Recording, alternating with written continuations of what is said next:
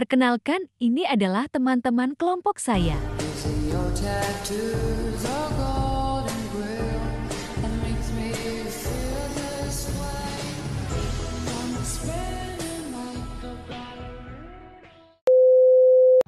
Assalamualaikum warahmatullahi wabarakatuh. Perkenalkan, nama saya Ahkam Diyadi, nomor urut 23, perwakilan dari kelompok 6. Baik, di sini saya akan menjelaskan tentang pengertian P3K. Pertolongan pertama pada kecelakaan adalah upaya atau perawatan sementara terhadap korban kecelakaan. Hal tersebut dilakukan untuk memberikan rasa tenang kepada korban, mencegah atau mengurangi rasa takut dan gelisah, serta mengurangi bahaya yang lebih besar. Kecelakaan bisa terjadi di mana saja, seperti di rumah, jalan, sekolah, tempat, lapangan, kolam renang, tempat rekreasi, dan lain sebagainya. Saat terjadi kecelakaan, korban dapat meninggal seketika, pingsan, luka berat, dan luka ringan. Bagi korban yang masih hidup, tentu memerlukan pertolongan secepatnya. Saat kondisi tersebut, peran P3K sangat dibutuhkan sebelum dokter datang. Bila pertolongan pertama tersebut dilakukan dengan benar, nyawa korban kecelakaan tersebut bisa tertolong. Mungkin itu saja dari saya. Sekian, wassalamualaikum warahmatullahi wabarakatuh. Tujuan P3K. Adapun tujuan P3K yaitu 1. Menolong nyawa. 2. Dapat meringankan penderitaan korban secara cepat. 3. Untuk mencegah cedera atau penyakit agar tidak bertambah parah seperti terjadinya pendarahan. Yang keempat, untuk mempertahankan daya tahan korban. Yang kelima, sebagai usaha untuk menyembuhkan. Dan keenam, untuk mencari pertolongan lebih lengkap. Adapun secara lengkapnya, tujuan dari pertolongan pertama pada kecelakaan adalah sebagai berikut, yaitu sebagai usaha menyelamatkan nyawa korban dengan memperhatikan kondisi korban sesudah mengalami kecelakaan, menjadikan korban bisa lebih stabil, dan juga sebagai tindakan pencegahan terhadap kondisi korban menjadi semakin buruk. Hal ini dijalankan dengan cara menjalankan diagnosis untuk memperkirakan penyakit tersembunyi yang diderita korban dari gejala-gejala yang timbul, lalu menanganinya dengan prioritas alasan yang logis, dan juga untuk memberikan tindakan mengurangi rasa sakit dan rasa takut yang dialami korban dengan cara melakukan penanganan yang tepat supaya tidak timbul infeksi, kemudian untuk mendapatkan perawatan yang lebih lengkap dari dokter, rumah sakit, dan tenaga kesehatan masyarakat. Assalamualaikum warahmatullahi wabarakatuh. Perkenalkan, nama saya Naura Nadifa, kelompok 6 dari kelas M217. Di sini saya akan memaparkan sedikit materi mengenai sejarah P3K. Perlengkapan P3K sudah ada sejak tahun 1800-an. Sebelumnya belum ada panduan tentang peralatan apa saja yang bisa digunakan untuk membantu pertolongan pertama pada kecelakaan. Sehingga prosedur yang dilakukan jika terjadi kecelakaan adalah memanggil dokter terdekat. Di tahun 1800-an sedang banyak dilakukan pembangunan rel kereta. Pekerjaan ini sangat berbahaya dan bisa membuat pekerja cedera. Kadang-kadang pekerja rel kereta ini bisa mengalami cedera di antah berantah dan sangat jauh dari pertolongan kesehatan. Sehingga seseorang yang terluka tidak mampu melewati masa kritis dan meninggal dunia.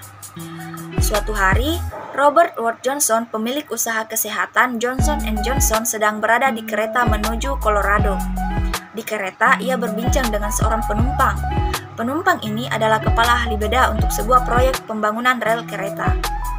Ahli beda ini pun menceritakan kejadian para pekerja yang sering mengalami kecelakaan atau cedera, namun terkadang jauh dari lokasi pertolongan kesehatan. Ditambah lagi, ada pekerja yang mengalami luka berat dan harus dilarikan ke rumah sakit, namun rumah sakit juga letaknya jauh dari lokasi pembangunan. Robert Wood Johnson pun mengemas barang-barang atau produk-produk bedah Johnson & Johnson dalam sebuah kotak. Ia berpikir kalau kotak berisi perlengkapan pertolongan pertama pada kecelakaan bisa dibawa oleh pekerja rel kereta. Robert Ward Johnson kemudian mengirimkan surat kepada ahli beda proyek rel kereta. Ia menanyakan sekiranya apa saja peralatan yang diperlukan dalam sebuah kotak pertolongan pertama pada kecelakaan. Setelahnya, Robert Wood Johnson menceritakan kebutuhan ini kepada Saint Johnson & Johnson, Fred Kilmer. Fred Kilmer pun mempelajari dan meneliti kebutuhan para pekerja rel kereta. Akhirnya, kotak P3K pertama lahir di tahun 1888. Kotak P3K pertama ini dikemas dalam kotak kayu atau logam agar awet. Di dalamnya ada beberapa alat pembedahan seperti kain kasa, plester perekat, pembalut luka, perban, dan jahitan. Fred Kilmer terus mempelajari kebutuhan peralatan pertolongan pertama ini. Ia pun membuat penjelasan cara penggunaan bahkan pelatihan pertolongan pertama pada kecelakaan.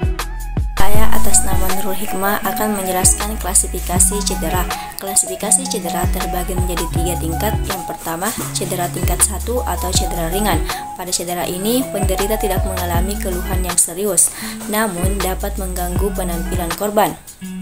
Misalnya lecet, memar, serta sprain yang ringan. Yang kedua adalah cedera tingkat 2 atau cedera sedang. Pada cedera ini, kerusakan jaringan lebih nyata berpengaruh pada performance korban.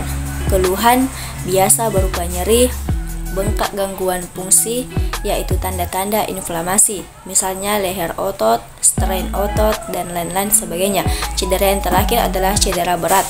Pada cedera tingkat ini, korban butuh penanganan yang lebih intensif, istirahat total, dan perlu tindakan bedah jika terdapat robekan lengkap. Selanjutnya yaitu prinsip-prinsip P3K.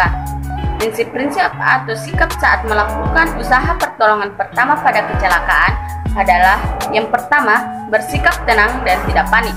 Yang kedua, berikan pertolongan dengan cara yang cepat dan tepat. Yang ketiga, mengetahui berat ringannya cedera yang dialami, jangan cepat-cepat memindahkan atau menggeser korban.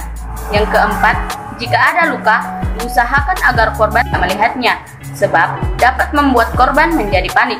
Dan yang terakhir, setelah mendapat pertolongan pertama, korban sebaiknya segera rumah sakit atau puskesmas. Saya akan menjelaskan alat-alat P3K. 1. Kasa kompres yang berfungsi mengompres bagian tubuh yang memar atau yang memerlukan kompresan. 2. Plaster luka yang berfungsi menutup luka terbuka yang kecil dan luka gores. 3. Perekat mikropor yang berfungsi merekatkan kasa steril.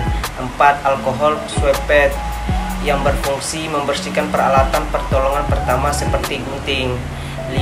Cairan antiseptik yang berfungsi mencegah dan melawan infeksi bakteri pada luka. 6. Sarung tangan non-latex yang berfungsi melindungi diri dari bakteri sebelum menangani luka pada korban. 7. Perban atau kasa pembalut yang berfungsi membalut luka terbuka sehingga dapat menghentikan pendarahan luar. 8. Kasa steril yang berfungsi menutup luka yang berukuran kecil hingga lebih besar. 9. Mitela untuk perban atau penutup luka yang besar dan luka bakar jika steril. 10. Pembalut elastis yang berfungsi menahan cedera pada engkel. 11. Gunting yang berfungsi memotong perban atau perekat atau menggunting pakaian seorang untuk mempermudah penanganan luka terbuka.